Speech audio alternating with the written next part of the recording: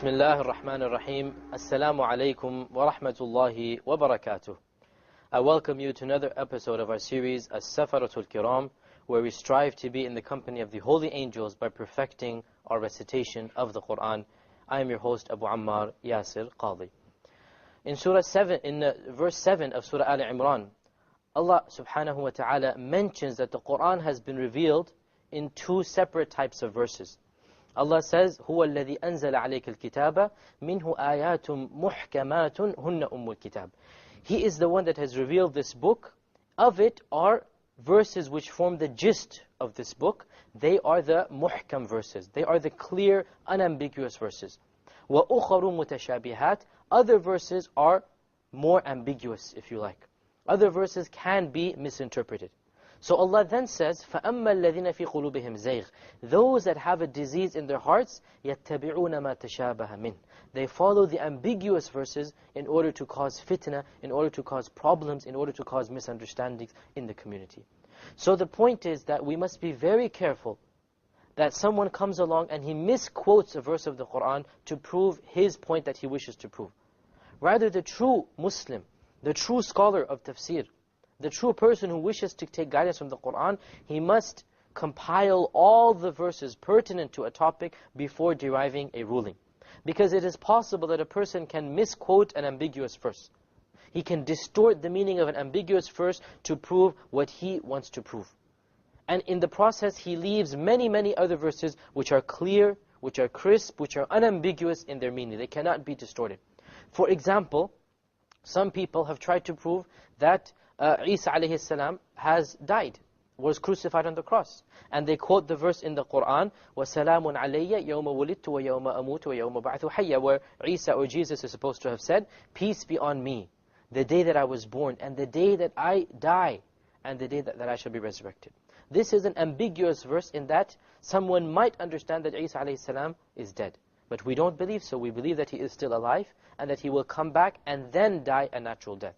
How do we know this? Because Allah subhanahu wa ta'ala clearly mentions in the Quran, وَمَا قَتَلُوهُ وَمَا صَلَبُوهُ. They did not kill Jesus, nor did they crucify him, وَلَكِنْ شُبِّهَ لَهُمْ. Rather, the image of a crucifixion was given to them. So this is an example of an ambiguous verse being understood in context of a clear and unambiguous verse. So we have a verse which you might misinterpret to mean something, but when you compile all the verses in the Quran, then you realize what the correct meaning is. Therefore, just because someone quotes you a verse, don't stop there. Go back to the scholars of tafsir. Go back to the books that explain the Quran and see what is the proper understanding of this verse, because Allah Himself has mentioned that there will be a category of people who will try to misinterpret those verses which are of the mutashabih, of ambiguous meaning. Getting back to our topic of tajweed, we have been discussing for a number of lessons the various rules of mad, of elongation of the vowel letters. And in today's lesson, we will continue along that line. This is our fifth topic of mad, and we will talk about mad as-sila. Mad as-sila is a connecting mad, if you like. Therefore, I have a picture here of a connecting hand, if you like, to give you the idea, to give you the image of what it is. Mad as-sila, or the connecting mad, when does it occur, or what does it refer to? It refers to the masculine pronoun of the third person. For example, kitabuhu, his book. This is hu over here, is the masculine pronoun of the third person. Yaduhu, his hand. Okay, so this ha over here, this is what this mad deals with. This ha, yaduhu, kitabuhu, kalbuhu, anything to do with him, the third person in a masculine pronoun. This type of sound is very similar, obviously, to the wow preceded by a dhamma vowel. Kitabuhu, yaduhu. Therefore, because of this, the scholars have included this in the rules of mad. It is very similar to the wow, the letter wow mad before a dhamma. Therefore, the scholars have included it in the rules of the mad, and the rules of the mad apply to it as well. There are three circumstances or rulings of the mad as-sila depending on the context. Once again, all of tajweed is just context. You look at the letter, you look at what's before it, you look at what's after it, and you judge accordingly. Nothing complicated. It's just a matter of memorizing the rules. It's not that advanced. It's just understanding and memorizing the rules. So, the first scenario of the three, if either letter, before or after this pronoun is silent, there will be no mud at all. No mud at all. You do not prolong it. If either letter, if the letter before or the letter after, or even both are silent, then there is no mud. An example, or a number of examples, عَلَيْهُ اللَّهَ. عَلَيْهُ. Again, you find the ha preceded by a ya which has a sukoon on it. Therefore, there will be no mud. You don't say عَلَيْهُ اللَّهَ. No, you don't. Likewise, there is over here جَاءَهُ الْأَعْمَى. You have the جَاءَهُ. So the hamza has a fatha on it. But over here, the lam has a sukoon. So, once again, you do not prolong it. جَاءَهُ الْأَعْمَى. You don't say جَاءَهُ الْأَعْمَى. Over here, إِلَيْهِ يُرْجِعُ. Once again, you have the ha preceded by a sukoon, so there will be no mud whatsoever. So if there is a silent letter before or after, or both before and after, the pronoun, the ha, over here the ha, over here the ha, over here the ha, then there will be no mud whatsoever. If the letter before it is not silent, and after it is a hamza, then you prolong. Once again, you have a choice, 2, 4, or 5 harakas. But always, whenever you have a choice, what did we always say? Consistency. Anytime you have a choice in tajweed, your choice is only for the first time. Once you choose, you should be consistent in that particular ruling. An example is مَا لَهُ أَخْلَدَ. Here we have the ha, preceded by a fatha, and after it is a hamza. And this is exactly the rule that we have just discussed. Here we have the option 2, 4, or 5. Let me do it 2. مَا لَهُ أَخْلَدَ. This is 2. Let me do it 4. مَا لَهُ أَخْلَدَ. Now let me do it 5. مَا لَهُ أَخْلَدَ. So we have an option of 2, 4, or 5. Why? Because before it is any type of harakah, not just any fatha. It can be any movement, a fatha, kasra, or dhamma. And after it is a hamza, we have the option of 2, 4, or 5. Everything else, basically, if there's any other letter besides the hamza, okay, anything besides the hamza, then you only have the option of 2 harakas. You must prolong it only to 2, not more, not less. So it is the hamza, basically, that gives the mad the strength to move up to 4 or 5. If that hamza is not there, you must bring it down to 2. An example is لَعَلَّهُ يَزَّكَّى. لَعَلَّهُ يَزَّكَّى. Notice I didn't say لَعَلَّهُ يَزَّكَّى. There is a mad. Had I said it without the mad, that's how it would sound. But there is a mad, therefore I added the لَعَلَّهُ يَزَّكَّى. We have a haraka of length of 2, and this is because before the ha there is a movement, there is a fatha, and after it there is also a dhamma, but there is no, there's a fatha, but there is no hamza. So I have to have a haraka of 2. Okay, let us now recite all of us together Surah Al-Abasa. Surah Al-Abasa, as we know, is the 3rd surah in Juz Amma, the last juz. It is the 80th surah of the Quran. Surah Al-Abasa. أعوذ بالله من الشيطان الرجيم.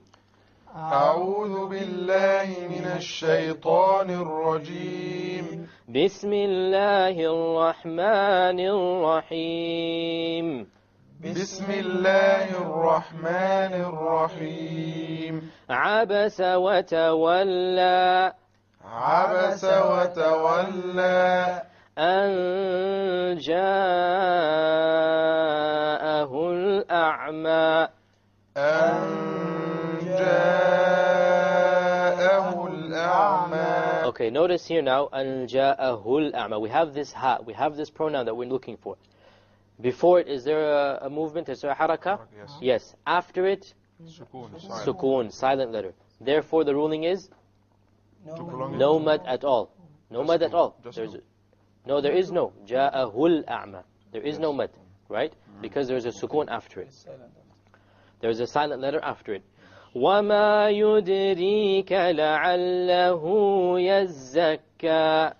وما يدريك لعله يزكى. Notice over here, لَعَلَّهُ. What did we do here?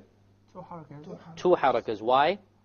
Because There is a movement before, haraka before, and a haraka after, and there's no hamza. Now notice that in many Qur'ans, there will actually be a small wow over here to remind you that there is a mad, okay? But even if it's not there, if your Qur'an doesn't have it there, not printed there, you should know by the ruling that there is going to be two harakas here.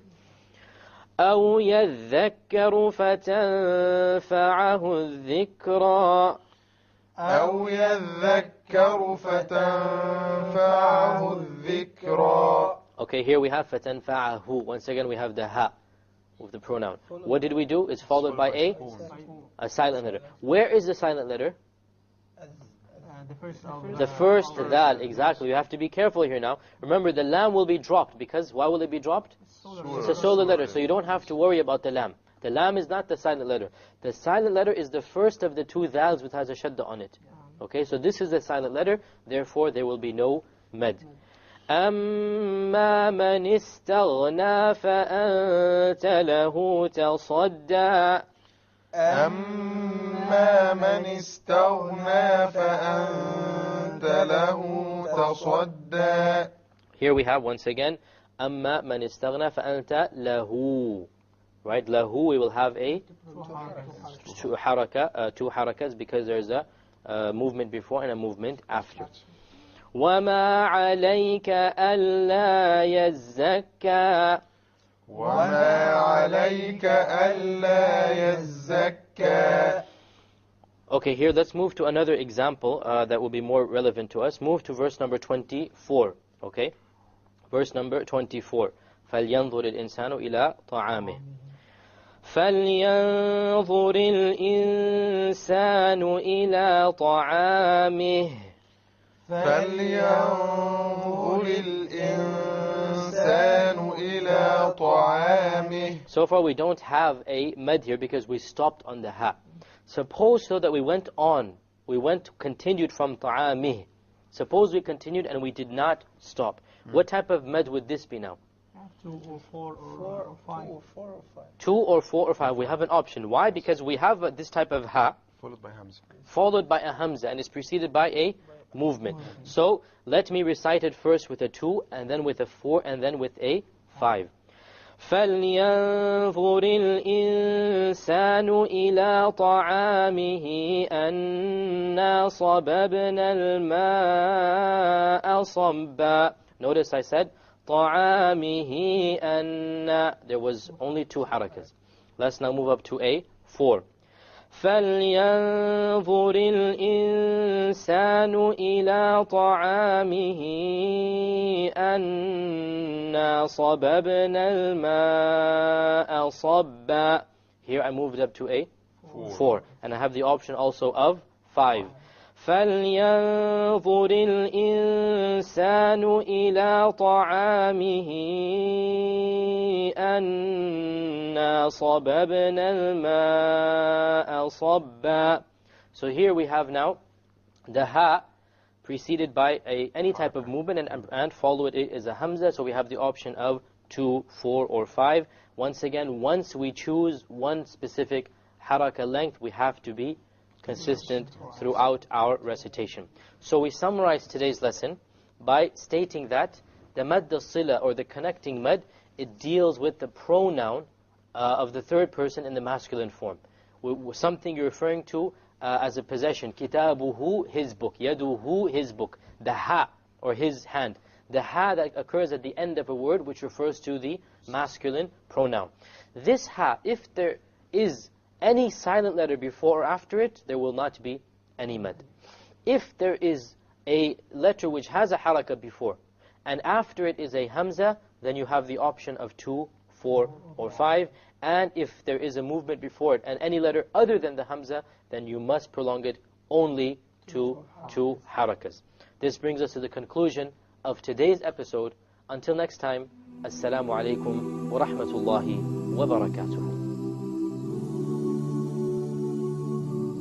Master the Arabic language with the Arabic Teacher app, available now in the Google Play Store. Click the link below.